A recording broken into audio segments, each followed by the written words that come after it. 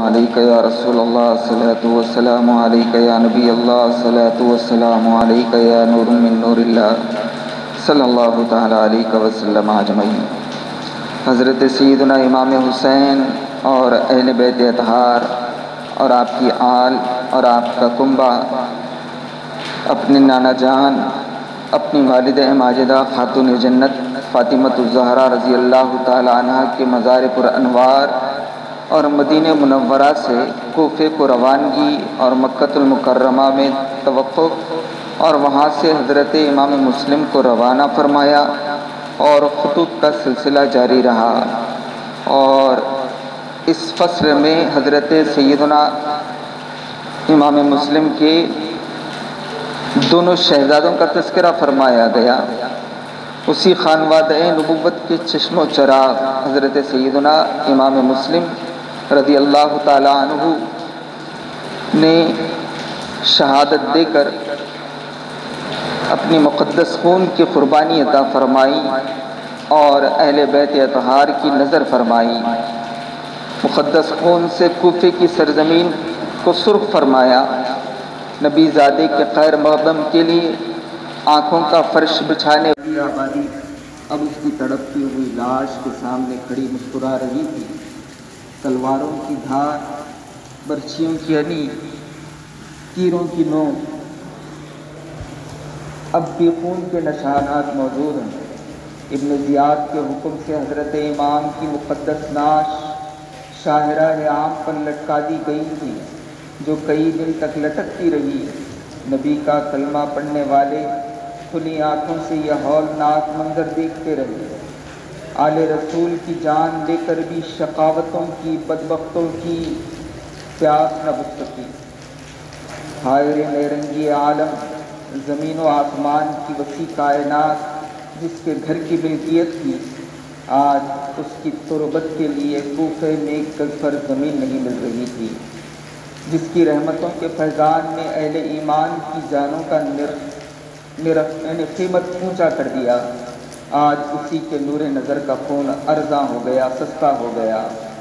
شرم سے سورج نے منہ چھپا لیا، فضاؤں نے سوگ کی چادر اوڑھ لی، اور جب شام آئی تو کوفہ ایک بھیانک تاریکی میں ڈوب گیا۔ مہمان کے ساتھ دغا کوفہ والوں کے حق میں قیامت تک کے لیے ضرب المثل بن گئی۔ شقاوتوں کی انتہا ابھی نہیں ہوئی تھی، بلکہ جور و ستم کی وادی میں بدبختیوں کا گھنا اندھیرا اور بڑھتا جا رہا تھا۔ اچانک رات کے سناٹے میں ابن زیاد کی حکومت کے ایک منادی نے اعلان کیا، امام مسلم رضی اللہ تعالیٰ عنہ کے دونوں بچے جو ان کے ہمراہ آئے تھے کہیں روپوش ہو گئے۔ حکومت کی طرف سے ہر خاص و عام کو متنبہ کیا جاتا ہے کہ جو بھی انہیں اپنے گھر میں پناہ دے گا اسے عبرتناک سزا دی جائے گی، جو انہیں گرفتار کر کے لائے گا اسے انعام و اکرام سے مالا مال کر دیا جائے گا۔ حضرت سیدنا امام مسلم رضی اللہ تعالیٰ عنہ کے دونوں بچے، جن میں سے ایک کا نام محمد تھا اور ان کی عمر 8 سال کی تھی، اور دوسروں کا نام ابراہیم تھا، ان کی عمر 6 سال کی تھی، کوفے کے مشہور عاشق رسول قاضی شری رحمۃ اللہ تعالیٰ علیہ کے گھر میں پناہ گزین ہوئے۔ یہ اعلان سن کر قاضی شری کا کلیجہ ہل گیا اور حضرت سیدنا امام مسلم رضی اللہ تعالیٰ عنہ کے جگر گوشوں کا دردناک انجام نگاہوں کے سامنے ناچنے لگا۔ دیر تک اسی فکر میں غلطاں رہے کہ کس طرح انہیں ظالموں کے چنگل سے بچایا جائے۔ کافی غور و خوض کے بعد یہ صورت سمجھ میں آئی کہ راتوں رات بچوں کو کوفے سے باہر منتقل کر دیا جائے۔ اضطراب کی حالت میں اپنے بیٹے کو آواز دی، نہایت احتیاط کے ساتھ کسی محفوظ راستے سے بچوں کو شہر پناہ کے باہر پہنچا دو۔ رات کو مدینے کی طرف جانے والا ایک قافلہ آبادی کے قریب سے گزر رہا ہے، انہیں کسی طرح ان کے ساتھ بھیج دو۔ ارادہ مکمل ہو جانے کے بعد رخصت کرنے کے لیے دونوں بچوں کو سامنے بلایا۔ جو ہی ان پر نظر پڑی، فرط غم سے آنکھیں بھیگ گئیں ضبط کا پیمانہ چھلک اٹھا، منہ سے ایک چیخ نکلی اور بےتاب ہو کر دونوں بچوں کو سینے سے لگایا، پیشانی چومی، سر پر ہاتھ رکھا، سکتی کی حالت میں دیر تک دم بخود رہے۔ باپ کی شہادت کے واقعے سے بچے اب تک بے خبر رکھے گئے تھے، نہ انہیں یہ بتایا گیا کہ اب خود ان کی ننھی گردنیں بھی خون آشام تلواروں کی زد پر ہیں۔ قاضی شریف کی اس کیفیت پر بچے حیرت سے ایک دوسرے کا منہ تکنے لگے۔ بڑے بھائی نے حیرانی کے عالم میں دریافت کیا، ہمیں دیکھ کر گریہ بے اختیار کی وجہ سمجھ نہیں آتی، اچانک اتنی رات کو پاس بلا کر ہمارے سروں پر شفقت کا ہاتھ رکھنا بے سبب نہیں ہے۔ اس طرح کی پھوٹ پڑنے والی ہمدردی تو ہمارے خاندان میں یتیموں کے ساتھ کی جاتی ہے۔ تیز نشتر کی طرح دل میں آر پار ہو جانے والا یہ جملہ ابھی ختم نہیں ہو پایا تھا کہ پھر فضا میں ایک چیخ بلند ہوتی ہے اور قاضی شریف رحمۃ اللہ تعالیٰ علیہ نے برستی ہوئی آنکھوں کے ساتھ گلگیر آواز میں بچوں کو جواب دیتے ہیں کہ گلشن رسول کے مہکتے غنچوں، کلیجہ منہ کو آ رہا ہے، زبان میں تاب گویائی نہیں ہے کہ کس طرح خبر دوں کہ تمہارے ناز کا چمن اجڑ گیا، تمہاری امیدوں کا آشیانہ دن دہاڑے ظالموں نے لوٹ لیا، ہائے تم پردیس میں یتیم ہو گئے، تمہارے باپ کو کوفیوں نے شہید کر ڈالا اور اب تمہاری ننھی جان بھی خطرے میں ہے، آج شام ہی سے خون کے پیاسے تمہاری تلاش میں ہے، ننگی تلواریں لیے ہوئے حکومت کے جاسوس کتے تمہارے پیچھے لگ گئے ہیں۔ یہ خبر سن کر دونوں بچے ہیبت و خوف سے کانپنے لگے، ننھا سا کلیجہ سہم گیا، پھولوں کی شاداب پنکھڑی مرجھا گئی، منہ سے ایک چیخ نکلی اور غش کھا کر زمین پر گر پڑے۔ ہائے رے تقدیر کا تماشا، ابھی چند ہی دن ہوئے کہ ماں کی ممتا نے پیار کی ٹھنڈی چھاؤں میں مدینے سے رخصت کیا تھا، ناز اٹھانے کے لیے باپ کی شفقتوں کا قافلہ ساتھ ساتھ چل رہا تھا، اب نہ باپ کا دامن ہے کہ پکڑ کر مچل جائیں، نہ ماں کا آنچل ہے کہ سہم جائیں تو منہ چھپا لیں، کچی نیند سو کر اٹھنے والے اب کسے آواز دیں گے، کون ان کی پلکوں کا آنسو اپنی آستین میں جذب کرے گا؟ غنچوں کی وہ نازک پنکھڑی جو شبنم کا بار بھی نہیں اٹھا سکتی، آج اس پر غم کا پہاڑ ٹوٹ پڑا ہے۔ پردیس میں ننھی جانوں کے لیے باپ کی شہادت ہی کی خبر کیا کم تھی اور کیا کم قیامت تھی کہ اب خود اپنی جان کے بھی لالے پڑ گئے۔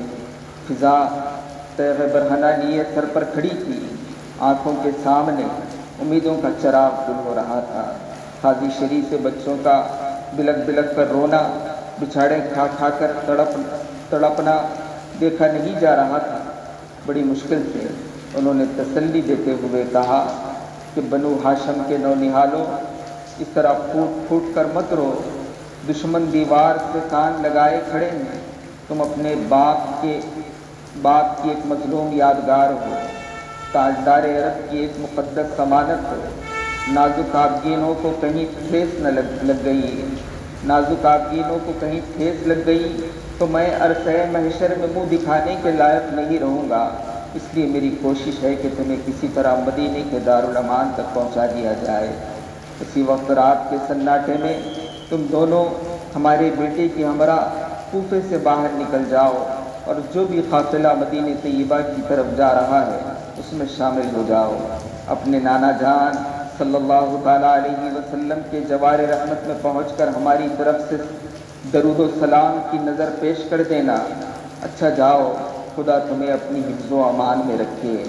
بھیگی پلکوں کے سائے میں قاضی شریف رحمۃ اللہ تعالیٰ علیہ نے بچوں کو رخصت فرمایا۔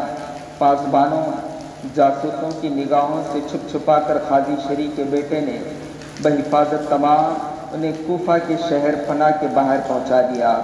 سامنے کچھ ہی فاصلے پر ایک گزرتے ہوئے قافلے کی گرد نظر آئی، انگلی کے اشارے سے بچوں کو دکھلایا، اشارہ پاتے ہی تیزی سے بچے قافلے کی طرف دوڑے، نگاہوں سے اوجھل ہو گئے۔ رات کا وقت، دہشت خیز سناٹا، بھیانک اندھیرا، خوف و हैबत में डूबा हुआ माहौल और आगोश मादर की ताज़ा बिछड़ी हुई दो नन्ही जाने, न हाथ में अक्ल शऊर का चराग, न साथ में कोई रफ़ीक रहबर, थोड़ी दूर चलकर रास्ता भूल गए। हाय रे गर्दिश अय्याम, कल तक जिन लाडलों का कदम फूलों की शीश पर था, आज उन्हीं की राह में कांटों की बर्छियाँ खड़ी थीं। जो अपने नाना जान के मज़ार तक भी बाप की उंगलियों का सहारा लिए बगैर नहीं जा सकते थे, वह आज यका तनहा दश्त गुर्बत में भटकते फिर रहे हैं। कभी सफ़र की आदत नहीं थी, चलते चलते गिर पड़ते, कदम कदम पर ठोकर लगती, तलवों में कांटे चुभते तो उठ करके बैठ जाते, हवा सनसनाती तो दहशत से कांप जाते, पत्ते खड़कते तो नन्हा सा कलीजा सहम जाता, दरिंदों की आवाज़ आती तो चौंक कर एक दूसरे से लिपट जाते, डर लगता तो ठिठक जाते, फिर चलने लगते, और कभी बिलक बिलक कर माँ को याद करते, और कभी मचल मचल कर बाप को आवाज़ देते, कभी हैरानी के आलम में एक दूसरे का मुंह तकते, कभी डबडबाती आंखों से आसमान की तरफ देखते, जब तक पाँव में सकत रही इसी कैफियत के साथ चलते रहे। जब मायूस हो गए तो एक जगह थक कर बैठ गए। ज़रा तकदीर का तमाशा तो देखें, रात का पिछला पहर है, ढलती हुई चांदनी और हर तरफ बिखर गई। इब्न ज़ियाद की पुलिस का एक दस्ता जो इन बच्चों की तलाश में निकला था, गश्त करता हुआ ठीक वहीं पर आ खड़ा हुआ।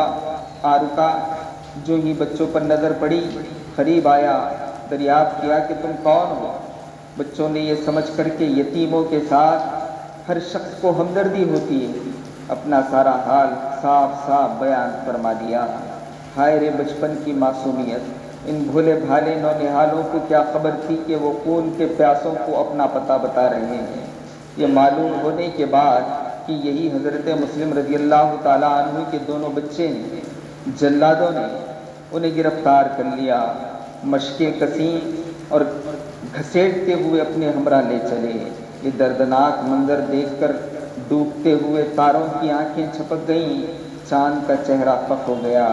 शिद्दत कर्ब से इब्ने अकील रज़ियल्लाहु ताला अन्हु के यतीम बच्चे बिलबिला उठे, और दिल हिला देने वाली आवाज़, दिल हिला देने वाली एक फरियाद सहरा में गूंज उठती है, हम बिन बाप के बच्चे हैं, हमारी यतीमी पर रहम करो। रात भर चलते चलते पाँव में छाले पड़ गए, हमारी मशकें खोल दो, अब अज़ियत बर्दाश्त करने की सकत बाकी नहीं। नाना जान का वास्ता, हमारे घायल जिस्म पर तरस खाओ, संसान जंगल में यतीमों की फरियाद सुन लो।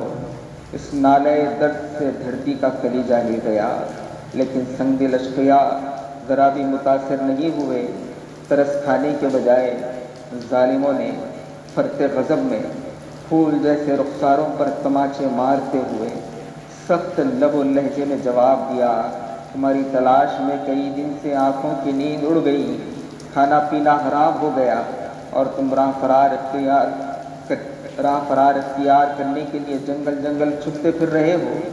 जब तक तुम कैसरे किरदार पर नहीं पहुंच जाते, तुम पर कोई रहम नहीं किया जाएगा।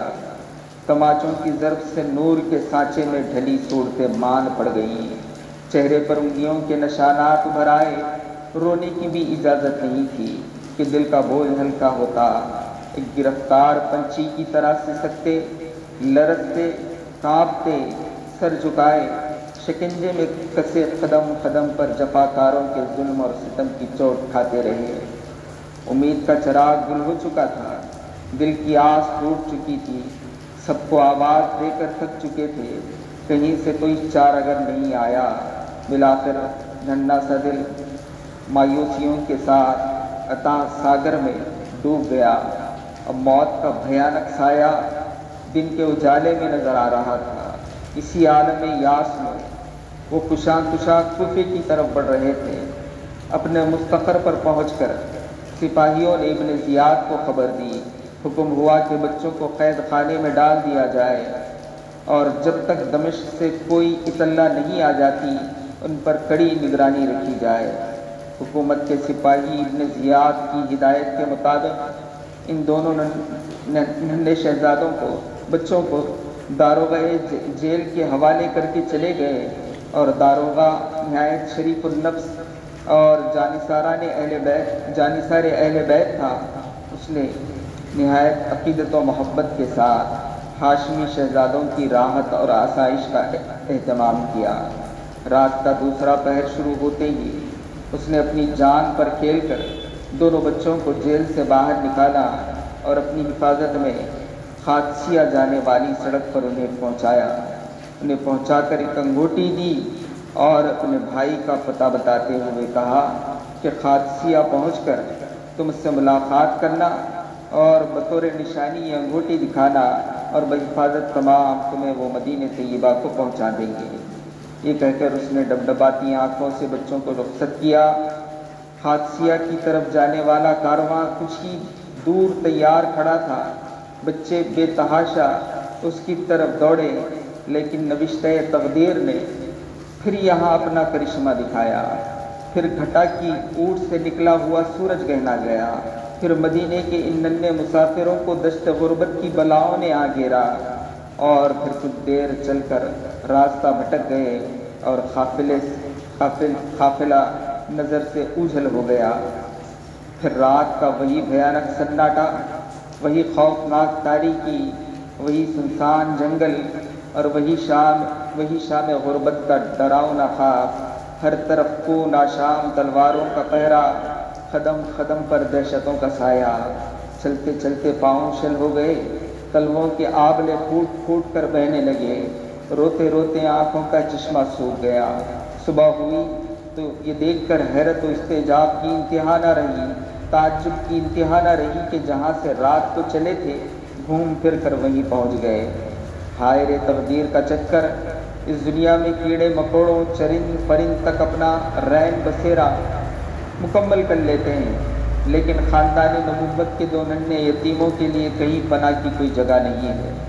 جب سویرا ہوا، ہر طرف لوگوں کی آمد و رفت شروع ہو گئی، تو کل کی گرفتاری کا واقعہ یاد کر کے بچے بے قرار ہو گئے۔ دشمن کی نظر سے چھپنے کے لیے ہر طرف نظر دوڑائی، لیکن چٹیل میدان میں کوئی محفوظ جگہ نہیں مل سکی۔ حیرانی، بے چارگی، مایوسی، خوف اور ہراس کے عالم میں دونوں بھائی حسرت سے ایک دوسرے کا منہ تکنے لگے۔ ننھا سا دل، کم سنی کی عقل، کچھ سمجھ میں نہیں آ رہا تھا کہ کہاں جائیں، کیا کریں۔ انجام کو سوچ کر آنکھیں ڈبڈبا جاتی۔ تھوڑی ہی دور ایک چشمہ بہہ رہا تھا۔ بڑے بھائی نے چھوٹے بھائی سے کہا کہ چلو وہاں ہاتھ منہ دھو لیں اور نماز ادا کریں۔ خدا کی طرف سے اگر ہمارا آخری وقت آ ہی گیا تو اب اسے کوئی ٹال نہیں سکتا۔ چشمے کے قریب پہنچ کر انہیں ایک بہت پرانا درخت نظر آیا۔ اس کا تنا اندر سے کھوکھلا تھا۔ پناہ کی جگہ سمجھ کر دونوں بھائی اس میں چھپ کر بیٹھ گئے۔ ذرا سی آہٹ ہوتی تو دل دھڑکنے لگتا، کوئی راہگیر گزرتا تو دشمن سمجھ کر سہم جاتے، اور ایک پہر دن چڑھنے کے بعد کوفے کی طرف سے ایک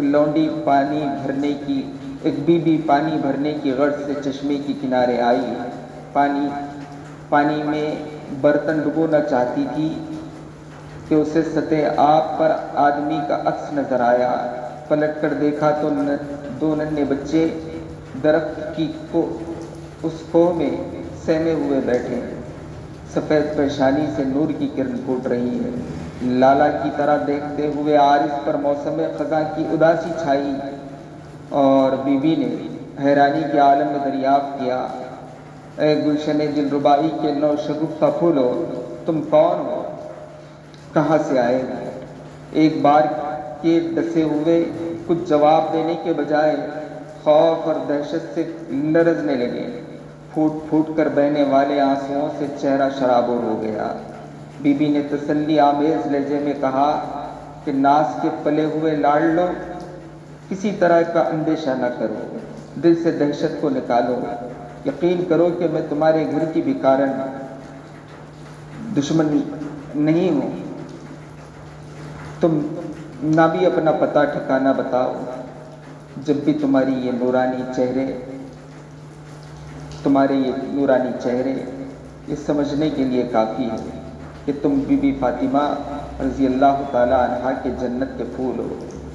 سچ سچ بتانا، کیا تم ہی دونوں امام مسلم رضی اللہ تعالیٰ عنہ کے نونہال ہو؟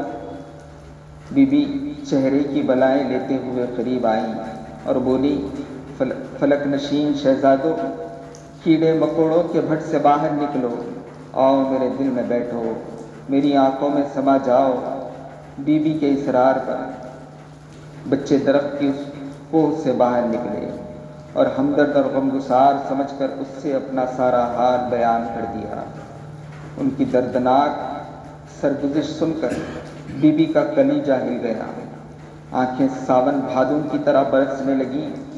دل کی بے قرار کیفیت پر قابو پانے کے بعد وہ بچوں کو چشمے کے کنارے لے گئی، اپنے ہاتھوں سے آنسو پونچھے، منہ دھلایا، بالوں کا غبار صاف کیا اور انہیں دلاسا دیتے ہوئے محفوظ راستے سے اپنے گھر کو لے آئی۔ اس کی مالکہ بھی خاندان اہل بیت سے والہانہ عقیدت رکھتی تھی، اس لیے اس نے اپنی مالکہ کے سامنے دونوں بچوں کو پیش کرتے ہوئے کہا کہ خوش نصیب بی بی چمنستان فاطمی کے 2 پھول لے کر آئی ہیں۔ یہ دونوں امام مسلم رضی اللہ تعالیٰ عنہ کے لاڈلے ہیں، بن باپ کے یتیم بچے ہیں، پردیس میں ان کا کوئی نہیں ہے۔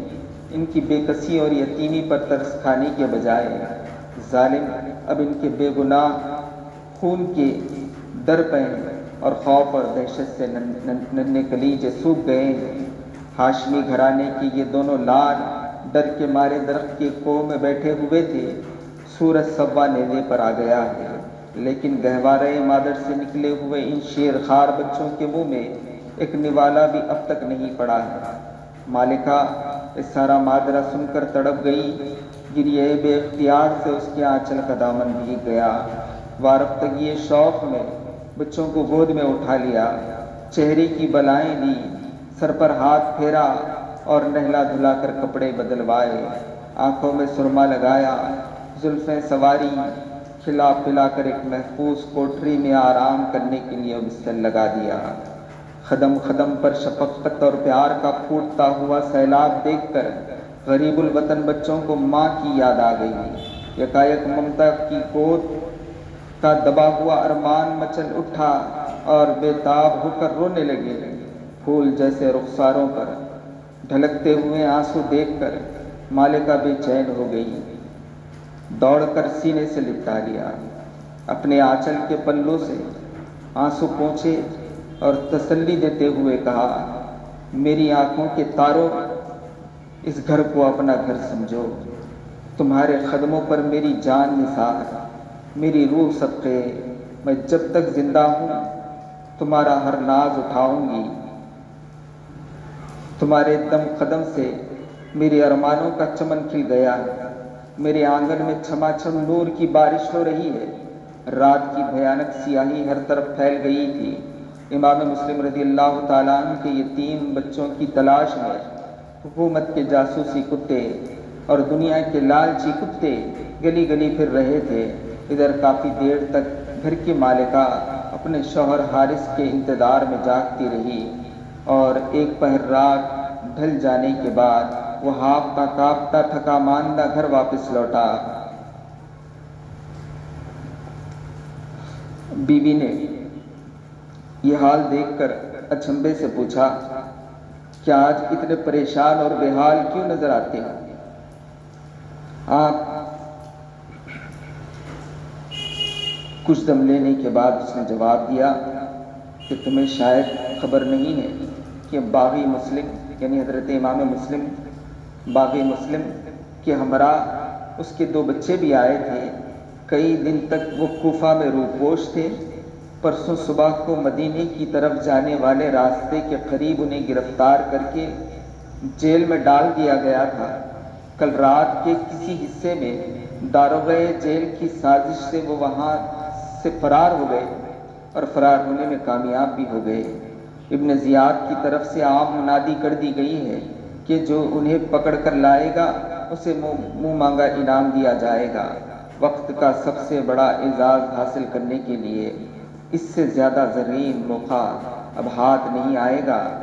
بیگم، بڑا اعزاز حاصل کرنا ہے، صبح سے انہی بچوں کو تلاش کر رہا ہوں اور انہی کی تلاش میں سرگردہ ہوں۔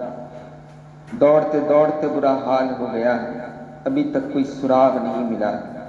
حارث کی بات سن کر بیوی کا کلیجہ دہک گیا، دل ہی دل میں پیچ و تاب کھانے لگ گئی۔ مسحور کر لینے والی ایک ادائے دلبرانہ کے ساتھ اس نے اپنے شوہر کو سمجھانا شروع کیا۔ ابن زیاد آل رسول کا خون ناحق بہا کر آپ اپنی عاقبت کو برباد مت کر، دنیا کی آسائش چند روزہ ہے، انعام کے لالچ میں جہنم کا ہولناک عذاب مت خرید۔ ذرا اپنے دل پر ہاتھ رکھ کر غور کر کہ کل میدان حشر میں رسول پاک صلی اللہ تعالیٰ علیہ وسلم کو ہم کیا منہ دکھائیں گے۔ حارث کا دل پوری طرح سیاہ ہو چکا تھا، بیوی کی باتوں کا کوئی اثر اس کے دل پر نہیں ہونا تھا، نہ ہوا۔ اس نے جھنجھلاتے ہوئے جواب دیا، مجھے کسی نصیحت کرنے کی ضرورت نہیں، عاقبت کا نفع اور نقصان میں خوب بہتر سمجھتا ہوں، میرا ارادہ اٹل ہے، اسے اپنی جگہ سے کوئی ہٹا نہیں سکتا۔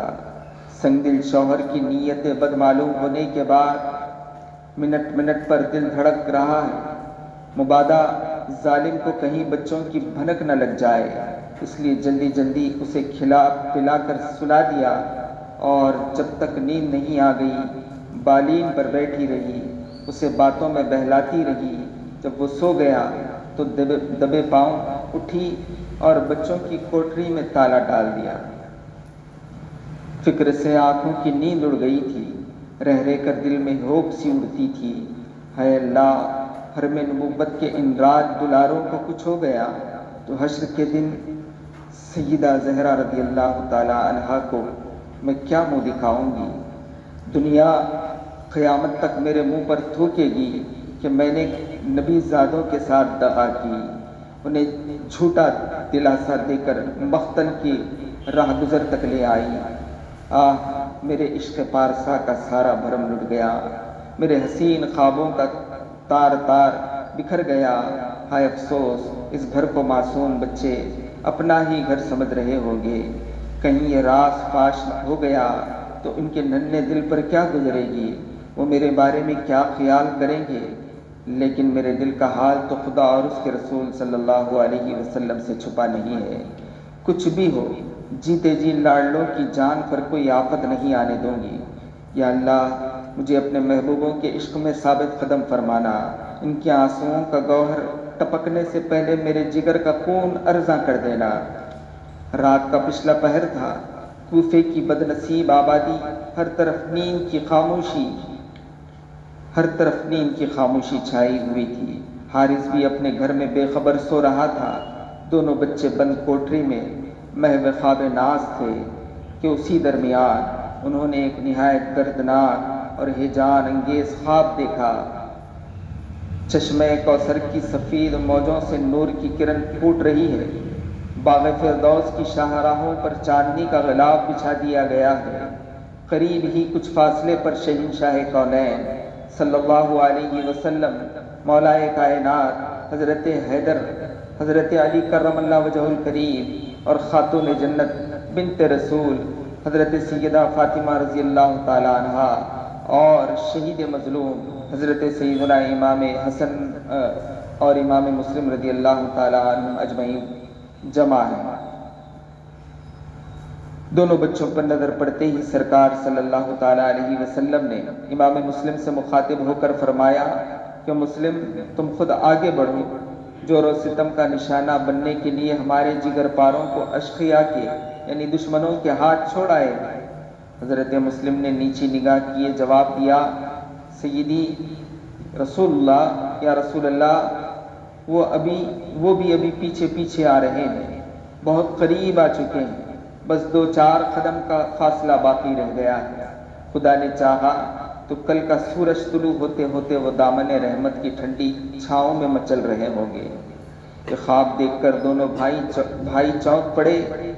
بڑے نے چھوٹے کو جھنجھوڑتے ہوئے کہا، اب سونے کا وقت نہیں ہے، ہماری شب زندگی کی سحر ہو گئی ہے، بھیا اٹھیں، بابا جان نے خبر دی ہے کہ اب ہم چند گھنٹوں کے مہمان ہیں، حوض کوثر پر نانا حضور صلی اللہ علیہ وسلم ہمارے انتظار میں کھڑے ہیں۔ دادی ماں نہایت بے تابی کے ساتھ ہماری راہ دیکھ رہی ہیں۔ بھیا صبر کریں، اب دشمنوں کی خون آشام تلواریں اور خون آشام تلواروں کی زد سے بچ نکلنا بہت مشکل ہے۔ اب مدینے کی طرف لوٹ کر جانا نصیب نہیں ہوگا۔ ہائے امی جان، اب آخری وقت بھی ملاقات نہ ہو سکے گی۔ چھوٹے بھائی نے ڈبڈباتی آنکھوں کے ساتھ جواب دیا کہ بھائی جان، میں نے بھی اسی طرح کا خواب دیکھا ہے۔ کیا سچ مچ ہم لوگ کل صبح کو قتل کر دیے جائیں گے؟ ہائے، ایک دوسرے کو ذبح ہوتے ہم کیسے دیکھ پائیں گے؟ یہ دیکھ کر یہ کہہ کر دونوں بھائی ایک دوسرے کے گلے میں باہیں ڈال کر لپٹ گئے، پھوٹ پھوٹ کر رونے لگے۔ خزاں بھی طاق ہی میں تھی۔ نالے بے اختیار کی آواز سے جلاد حارث کی آنکھ کھل گئی اور سوتی ہوئی قیامت جاگ اٹھی۔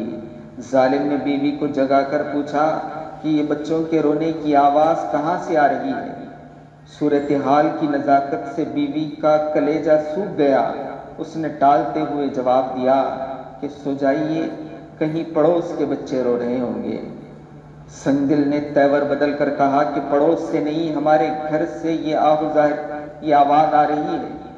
ہو نہ ہو یہ وہی مسلم کے بچے ہیں جن کی تلاش میں کئی دن سے سرگرداں ہوں۔ یہ کہتے ہوئے اٹھا، اس کوٹری کے پاس جا کر کھڑا ہوا، تالا توڑ کر دروازہ کھولا، اندر جا کر دیکھا تو دونوں بچے روتے روتے بے حال، انتہائی گھٹیا لہجے میں دریافت کیا کہ تم کون ہو؟ اچانک اس اجنبی آواز پر بچے سہم گئے، لیکن چونکہ اس گھر کو وہ اپنا دارالامان سمجھنے لگے تھے، اس لیے یہ کہتے ہوئے ذرا بھی تأمل نہ کیا کہ ہم امام مسلم کے یتیم ہیں۔ یہ سن کر ظالم غصے سے دیوانہ ہوا اور پھٹ گیا، میں تو چاروں طرف ڈھونڈ ڈھونڈ کر ہلکان ہو رہا ہوں اور آپ لوگوں نے ہمارے ہی گھر میں عیش کا بستر لگا لیا ہے۔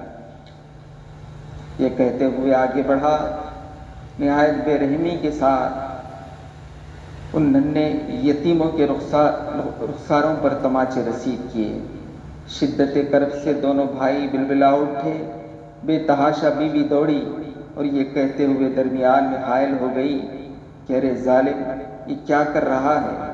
ارے یہ فاطمہ کے راج دلارے، یہ ان کی چاند جیسی صورتوں پر ترس کھا، ہاتھ روک لے ستمگر، جنت کے پھولوں کا سہاگ مت لوٹ، چمنستان قدس کی نازک کلیوں کو گھائل مت کر، بن باپ کے دکھیاروں کا کچھ تو خیال کر۔ پھر ممتا کی جھونک میں اٹھی اور اس کے قدموں پر اپنا سر رکھتے ہوئے کہنے لگی کہ لے میرا سر کچل، اور میرا سر کچل کر اپنی ہوس کی آگ بجھا لے، لیکن جناب فاطمہ کے جگر پاروں کو بخش دے۔ غصے میں چور سنگدل شوہر نے اسے اتنی زور کی ٹھوکر ماری کہ وہ پتھر کے ایک ستون سے ٹکرا کر لہو لہان ہو گئی۔ تماچے مارتے مارتے جب تھک گیا تو شقی ازلی نے، بدبخت نے، دونوں بھائیوں کی مشقیں کسیں، یعنی آپ کے زلفوں کو کسا اور غلاف کعبہ کی لٹکتی ہوئی زلفوں کو زور سے کھینچا اور آپس میں ایک دوسرے سے باندھ دیا۔ دہشت سے بچوں کا خون سوکھ گیا، حلق کی آواز پھنس گئی، آنکھوں کے آنسو خشک ہو گئے، اور اس کے بعد سیاہ وقت یہ کہتا ہوا کوٹری کے باہر نکل آیا کہ جس قدر تڑپنا ہے صبح تک تڑپ لو، دن نکلتے ہی میری چمکتی ہوئی تلوار تمہیں ہمیشہ کے لیے چین کی نیند سلا دے گی۔ دروازہ مقفل کیا، اس لیے اندر کا حال تو خدا جانے۔ ویسے جانوں میں اب تاب ہی کہاں تھا کہ نالوں کا شور بلند ہو، رونے کا شور بلند ہو۔ البتہ زندگی، زندان، جیل، کوٹری سے تھوڑی سی وقفے کے بعد آہستہ آہستہ کراہنے کی آوازیں آنے لگی۔ بلا لاؤ قیامت کو، بڑا ناز ہے اسے مناظر کی ہولناکی پر، سوانے والے آفتاب کی روشنی میں وہ بھی سیدہ کے شیر خوار بچوں کی اسیری کا تماشا دیکھ لے، اور ذرا محشریوں کو بڑھ کر آواز کو دو کہ وہ بھی گواہ ہو جائیں کہ جس محمد عربی صلی اللہ علیہ وسلم کے اشارے ابرو پر کل ان کی بیڑیاں ٹوٹ کے گرنے والی ہیں، آج انہی کی گود کے لاڈلے زنجیروں میں سسک رہے ہیں۔ ہائے رے مقام بلند کی قیامت آرائیاں، بڑے بڑے لالا رخوں، محجبینوں، گلرویوں اور نگار خانہ جمال تو نے ان دن دہاڑے لوٹ لیا، اور تیرے غلاف کہیں داد اور فریاد بھی نہیں ہو سکی۔ ارمانوں کے خون کی سرخیاں لیے لرزتی کانپتی سحر طلوع ہوتی ہے، گھنے بادلوں کی اوٹ سے منہ چھپائے سورج نکلتا ہے، جو ہی دشمن ایمان کا دشمن اپنی خون آشام تلوار اٹھاتا ہے، زہر میں بجھی ہوئی تلوار اٹھاتا ہے، خنجر سنبھالتا ہے، خون خوار درندے کی طرح کوٹری کی طرف لپکتا ہے۔ ان نیک بخت بیوی نے دوڑ کر پیچھے سے اس کی کمر تھام لی، جفاکار نے، ظالم نے اتنے زور کا اسے جھٹکا دیا کہ سر ایک دیوار سے ٹکرا گیا اور وہ آہ کر کے زمین پر گر پڑی۔ بیوی کو گھائل کرنے کے بعد جوش غضب میں دروازہ کھول کر اندر داخل ہوا، ہاتھ میں ننگی تلوار، چمکتا ہوا خنجر دیکھ کر دونوں بھائی لرز گئے، خوف سے نرگسی آنکھیں بند ہو گئیں۔ ابھی وہ اس ہولناک دہشت سے کانپ ہی رہے تھے کہ سیاہ بخت نے آگے بڑھ کر دونوں بھائیوں کی زلفیں پکڑی، نہایت بے دردی کے ساتھ انہیں گھسیٹتا ہوا باہر لایا۔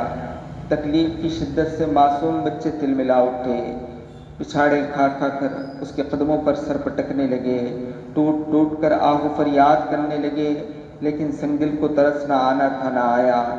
لہو میں شرابور پاک تینت بیوی پھر اڑتی ہے، پھر ہمت کرتی ہے، پھر اپنی وفا دکھلاتی ہے، اور بھپری ہوئی شیرنی کی طرح گرجتے ہوئے کہتی ہے کہ آخر گھسیٹ کر کہاں لے جا رہا ہے۔ ان بے گناہ مسافروں کو دشمنی تھی تو ان کے باپ سے تھی، 4 دن کے معصوم بچوں سے کیا دشمنی، جو تو ان کا خون بہانے پر تلا ہوا ہے۔ ساری دنیا یتیم بچوں پر ترس کھاتی ہے، اور تو رات سے انہیں شکنجے میں کسے ہوئے تھپڑوں سے مار مار کر تو نے ان کا پھول سا چہرہ لہو لہان کر دیا۔ رحمتوں کی گھٹا کی طرح لٹکتی ہوئی زلفوں کو اتنی بے دردی کے ساتھ گھسیٹ رہا ہے کہ بالوں کی جڑوں سے خون بہنے لگا۔ رات سے اب تک مدینے کے یہ ناظرین بے آب و دانہ لگاتار تیرے ظلم و ستم کی چوٹ کھا رہے ہیں، اور تجھے ان کی کمسنی پر بھی ترس نہیں آ رہا ہے۔ پردیس میں ان کا کوئی حامی اور مددگار نہیں ہے، اور تجھے ان کی کمسنی پر بھی ترس نہیں آتا۔ پردیس میں ان کا کوئی حامی اور کوئی ان کا خیر خواہ نہیں ہے، اور یاد رکھ ان کو بے سہارا نہ سمجھنا۔ تو جس نبی کا کلمہ پڑھتا ہے وہ اگر اپنی تربت سے نکل کر آ جائیں تو ان کے روبرو بھی تو ان کے نازنین شہزادوں کے سامنے کیا ایسا ہی سلوک کرے گا؟ تیرے بازوؤں میں بڑا کسبل ہے تو کسی کڑیل جوان سے پنجہ لڑا، دودھ پیتے بچوں پر کیا اپنی شہزوری دکھاتا ہے؟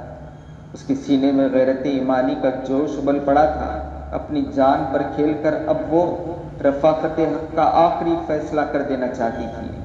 اس بی بی نے جذبات میں یہ ساری باتیں کہی، جذبات میں بے قابو ہو کر اس نے جیسے ہی بچوں کو اس کے ہاتھ سے چھڑوانے کی کوشش کی تو بدبخت نے ایک بھرپور ہاتھ کا گھوسا اس کے سینے پر مارا، اور وہ ہوش کھا کر زمین پر گر پڑی۔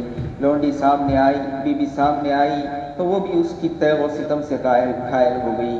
اس کے بعد شکنجے میں کسے ہوئے دونوں بھائیوں کو گھسیٹ کر باہر لایا گیا، اور سامان کی طرح ایک خچر پر لا کر دریائے فرات کی طرف چل پڑا۔ رسیوں میں جکڑے ہوئے امام مسلم رضی اللہ تعالیٰ عنہ کے یتیم بچے اب مقتل کی طرف آہستہ آہستہ بڑھ رہے تھے۔ مایوس چہروں پر بے بسی کی حسرت برس رہی تھی، دم بدم دلوں کی دھڑکنیں تیز ہوتی جا رہی تھی۔ رحلی کے بچھڑی ہوئی ماں کی آغوش شفقت پیار اور محبت کا گہوارہ مدینے کا دارالمان، حجرہ عائشہ میں بیتی ہوئی آخری پناہ گاہیں یاد آ رہی تھی۔ کچلے ہوئے ارمانوں کے ہجوم میں چھوٹے بھائی کی آنکھیں ڈبڈبائیں اور طویل خاموشی کے بعد اب آنسوؤں کا تھما ہوا طوفان ابل پڑا۔ بڑے بھائی نے آستین سے آنسو پوچھتے ہوئے کہا کہ جان عزیز صبر کرو، ہمت سے کام لو، اب اس دنیائے فانی میں گنتی کے چند سانسیں باقی رہ گئی ہیں، انہیں بے تابیوں کے ہجار میں رائگاں مت کرو۔ وہ دیکھو دریائے فرات کی سطح پر چشمہ کوثر کی سفید موجیں ہمیں سر اٹھا کر دیکھ رہی ہیں۔ اب ہم اس جہان فانی سے اپنا لنگر اٹھانے والے ہیں۔ چند ہی قدم کے بعد عالم جاوید کی سرحد شروع ہونے والی ہے۔ پس دو گھڑی کے ہم مہمان ہیں، پس دو گھڑی میں ہم اس جفا پیشہ دنیا کی دسترس سے باہر نکل جائیں گے۔ تھوڑی دور چلنے کے بعد دریائے فرات نظر آنے لگا۔ جلاد نے اپنی تلوار چمکاتے ہوئے گرجدار آواز میں کہا کہ سانپ کے بچوں، دیکھ لو اپنا مقتل، یہیں تمہارا سر قلم کر دیا جائے گا۔ سارے جہاں کے لیے عبرتناک تماشا بن کر تمہیں چھوڑ جاؤں گا۔ یہ سن کر بچوں کا خون سوکھ گیا۔ کنارے پہنچ کر شقی نے، بدبخت نے، اس یزید پلید نے، اس شقی نے انہیں خچر سے اتارا، مشقیں کھولی اور اپنے سامنے کھڑا کیا۔ اب دونوں کھلی آنکھوں سے سر پر منڈاتی ہوئی خزاں کو دیکھ رہے تھے۔ بے بسی کے عالم میں ڈبڈبائی ہوئی آنکھوں سے آسمان کی طرف تکنے لگے۔ جو ہی بھویں تانے تیور چڑھائے قتل کے ارادے سے اس نے اپنی تلوار بے نیام کی تو مظلوم بچوں نے اپنے ننھے ننھے ہاتھ اٹھا کر رحم کی درخواست کی۔ اتنے میں ہانپتی کانپتی گرتی پڑتی پیکر وفا بی بی آ پہنچی۔ آتے ہی اس نے پیچھے سے اپنے شوہر کا ہاتھ پکڑا اور ایک عاجز اور درماندہ کی طرح خوشامد کرتے ہوئے کہا کہ خدا کے لیے اب بھی مان جا، آل رسول کے خون سے اپنے ہاتھ کو رنگین مت کر، رحم اور غمگساری کے جذبے میں ذرا ایک بار آنکھ اٹھا کر تو دیکھ، بچوں کی ننھی ننھی جان سوکھ گئی ہے، تلوار سامنے سے ہٹا لے۔ نفس کا شیطان پوری طرح مسلط ہو چکا تھا۔ ساری ملت سماجت بیکار چلی گئی تھی۔ غصے میں بھرپور تلوار کا ایک وار بی بی پر چلا گیا۔ پیکر ایمان وہ بی بی گھائل ہو کر تڑپنے لگی۔ بچے یہ دردناک منظر دیکھ کر سہم گئے۔ اب سیاہ جلاد اپنی خون آلود تلوار لے کر بچوں کی طرف بڑھا۔ چھوٹے پر وار کرنا ہی چاہتا تھا کہ بڑا بھائی چیخ اٹھا، خدارا پہلے مجھے ذبح کیا جائے، جان سے زیادہ عزیز بھائی کی تڑپتی ہوئی لاش میں نہیں دیکھ پاؤں گا۔ چھوٹے بھائی نے سر جھکاتے ہوئے خوشامد کی کہ اپنے بڑے بھائی کے قتل کا منظر مجھ سے ہرگز نہ دیکھا جائے گا، خدا کے لیے پہلے میرا سر قلم کر دیا جائے۔ اس لرزہ خیز منظر پر عالم قدس میں ایک ہنگامہ برپا تھا۔ شہنشاہ کونین کلیجہ تھا میں مشیت کی ادا پر صابر اور شاکر تھے۔ سیدہ کی روح مچل مچل کر عرش الہی کی طرف بڑھ رہی تھی۔ عالم گیتی کو تہو بالا کر دینے والی یہ قیامت، لیکن قدم قدم پر رحمت دو عالم صلی اللہ تعالیٰ علیہ وسلم کی پرنم آنکھوں کا اشارہ انہیں روک رہا تھا۔ حیدر خیبر شکن اپنی تیغ ذوالفقار لیے ہوئے سرکار دو عالم صلی اللہ تعالیٰ علیہ وسلم کی جنبش لب کے منتظر تھے کہ آنے باہر میں جفا شعاروں کو کیفر کردار تک پہنچا دے۔